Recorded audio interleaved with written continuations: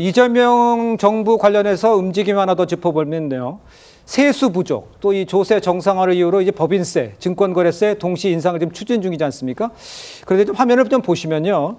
국민의힘 당권주자죠. 이 장동혁 의원은 증세가 없다고 하더니 정부가 곧바로 말을 바꿨다면서 조삼모사가 아니라 조삼오사 수준이다. 이렇게 비판을 했어요. 그러니까 쿠폰은 내들면서 이거 조세는 또 딴 데서 옮겨. 이게 그냥 일반 시민의 입장에서 봤을 때는 이게 뭔가 이렇게 생각할 수도 있을 것 같은데요.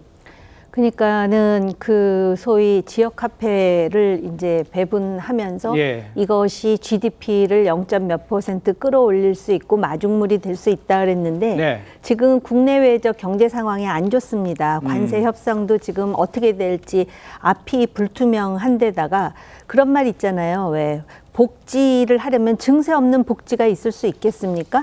그런 상황에서 세수가 부족하다 보니까 이제 법인세 인상한다. 그다음에 증권거래세를 올릴 수밖에 없다 이런 얘기가 나오니까 그럼 말이 틀리지 않느냐? 왜냐하면은 이 정부가 국정 운영을 할 때 말이 주는 신뢰가 굉장히 중요하거든요. 그렇기 때문에 지금 정부가 처음에 뭐 60% 넘게 지지도가 올라갔지만 향후에 국정 운영을 어떻게 하느냐에 따라서 군데군데 지금 지뢰밭이 많은 것 아니겠습니까? 이런 상황에서 만약에 이게 불가피하다면 어떻게 설득하고 설명할 수 있는 것인지 아니면은 대통령이 본인의 말을 신뢰를 위해서 계속해서 지키면서 최대한 이러한 문제에 대해서 야당이 공격할 빌미를 주지 않을 수 있는 것인지 여전히 딜레마일 수밖에 없고요. 국정 수행이라는 게 그렇습니다. 처음에 시작할 때는 뭐 허니문이 될 수 있을지 모르지만은 국민의 요구가 다양하고 그렇기 때문에 점수를 딸 때 꽉 올려놔야 되는데 강선우 사건으로 점수가 많이 떨어지고 조금 전에 얘기했던 인사혁신처장도 역시 점수를 깎는 문제고 앞으로 이제 관세라든지 또 세금 문제와 관련해서 국민들이 또 어떤 생각을 할지에 대해서 고민이 깊어질 수밖에 없습니다. 알겠습니다. 서재현 부위원장께서는 이 세금 관련해서 앞에 소비 쿠폰이 있었지만 이 세금이 글쎄 이렇게 증세하는 것에 대해서는 어떻게 설명해 주시겠어요? 그러니까 이제 별개일 수도 있지만 또 연결되는 측면이 있는 것이거든요. 어떤 연결입니까? 그러니까 이제 세수 자체도 이제 중요한 거지 않습니까? 그렇죠. 세수를 확보해야지 다시 이제 순환을 해야 되잖아요. 그런 의미에서 법인세 같은 경우는 윤석열 정부에서 25에서 24% 1% 낮췄거든요.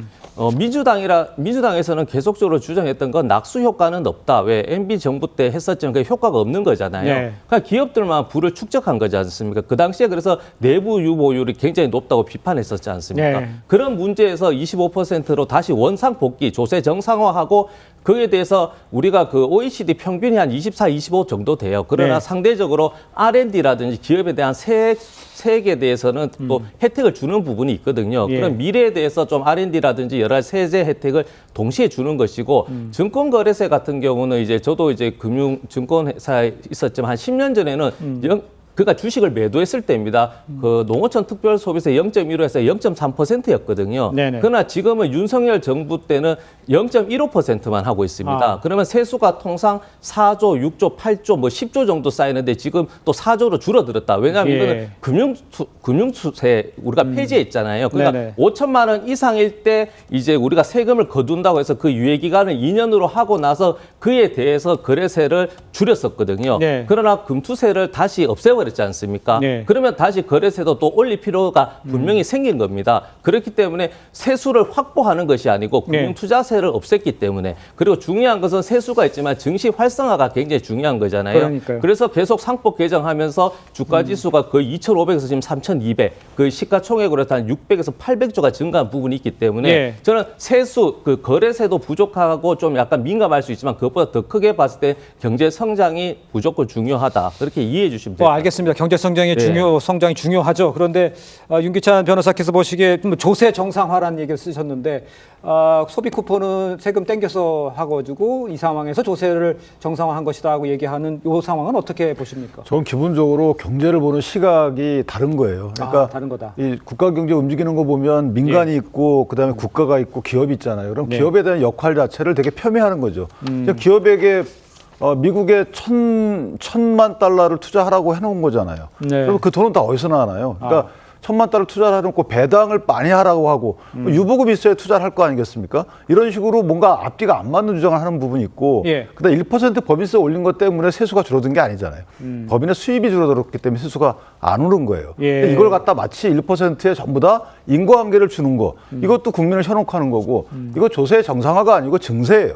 그다음에 증권거래세 그 부분도 마찬가지로 문재인 정부에서 0.02% 내린 거잖아요. 예. 그리고 금투세는 시행 자체가 안 됐어요. 법안은 만들어졌지만. 그러니까 금투세 폐지했다는 것도 안 맞는 거고. 그러니까 예. 여러 가지가 앞뒤가 안 맞는 거기 때문에 일단 조세부과 체계를 다시 정리할 필요가 있고 국가를 움직이는 경제부를 보는 시스템, 기조 이것도 한번 재정립할 필요가 있다 이렇게 생각합니다. 알겠습니다. 의원님께서는 어떻게 보세요?